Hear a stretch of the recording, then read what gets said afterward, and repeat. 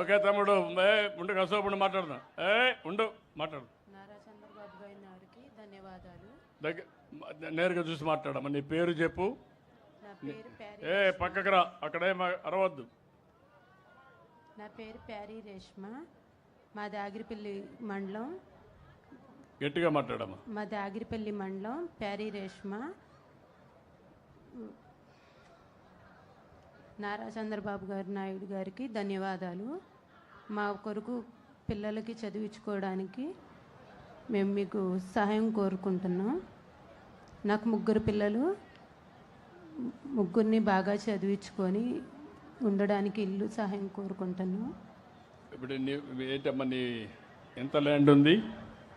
మాకు లేదు, ఏమీ లేదు. మీ భర్త ఏం చేస్తాడమ్మా? మా భర్త డ్రైవర్ సార్. డ్రైవర్. ఆటో ఉందా? లేదు, బయట డ్రైవర్గా పనిచేస్తాడు సార్. ఓకే, అంటే డ్రైవర్గా డబ్బులు సంపాదించి మిమ్మల్ని అందరినీ పోషిస్తున్నారు. నువ్వేం పని చేస్తావు? నేను ఇంట్లో ఉంటాను సార్. ఇంట్లోనే ఉంటావు. అవును. నువ్వేం చదువుకున్నావమ్మా? 7th class. 7th క్లాస్ చదువుకున్నావు. మీ ఇంట్లో ఇంకెవరు ఉంటారు? పెద్ద పాప ఇంటర్ చదువుతుంది. చిన్న పాప 9th కంప్లీట్ సార్. బాబు 7th కంప్లీట్. మేము 5 మెంబర్సే ఉంటాం. Intermediate, 9th, 7th class. అవును సార్.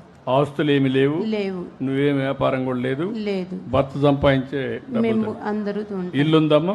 లేదు, రెంట్కే ఉంటాం. రెంట్కే ఉన్నారు. ఓకే, నీ పేరు ఏమన్నావమ్మా? ప్యారీ రేష్మ. ప్యారీ దేశ్మా. మీరే చూశారు, 3 పిల్లలు. 3 పిల్లలు కూడా ఒకరు ఇంటర్మీడియట్ అమ్మాయి, రెండో అమ్మాయి 9, అబ్బాయి 7వ తరగతి. భర్త డ్రైవర్, బయట పోయి పనిచేస్తాడు. ఆ డబ్బులతో బతుకుతున్నారు. ఇల్లు కూడా లేదు. ఇల్లు లేదు, ఆస్తి లేదు. ఇది ఆవిడ. ఇది మీ ఇంటికి ప్రభుత్వం ఏమి ఇస్తుందమ్మా? ఒక రేషన్ కార్డు వస్తుంది. రేషన్ కార్డు, దీపం పథకం వస్తుంది. డోక్రా ఉన్నాం సార్. డాక్టర్లో ఉన్నారు. దీపం వస్తుంది, రేషన్ వస్తుంది. Okay, thank you. రామ్మా. నమస్కారం సార్. మాట్లాడమ్మా. దగ్గర. నా పేరు బోనం లక్ష్మీ దుర్గా. మాది ఆగిరిపల్లి. మాది క్యాస్ట్ ముదిరాజులు సార్. చెప్పమ్మా. మా హస్బెండ్ ఎవరైనా అక్కడ మాట్లాడాలనుకుంటే పక్కకు రండి, నేను పోయేటప్పుడు మాట్లాడతాను. మా హస్బెండ్ డిస్టర్బ్ చేస్తే మాత్రం మంచిది కాదు, హెచ్చరిస్తున్నా.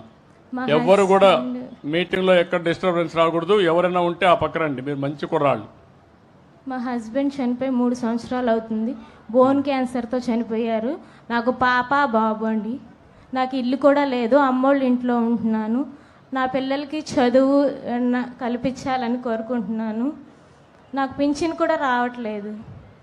నీకు పింఛన్ రావట్లేదు సార్. విడో పెన్షన్ రావడంలో మామయ్య గారికి వస్తుందని, నాకు మ్యాపింగ్ డివైడ్ అవ్వలేదని ఆప్ చేశారు సార్. ఓకే, ఇప్పుడు నువ్వేం చదువుకున్నావమ్మా? నేను 9th క్లాస్ చదువుకున్నాను సార్. 9th class. ఇల్లు కూడా లేదు. ఇల్లు ఏమన్నా కట్టించమని కోరుకుంటున్నాను. నువ్వేమన్నా పని చేయడానికి? కూలికే వెళ్తున్నాను సార్.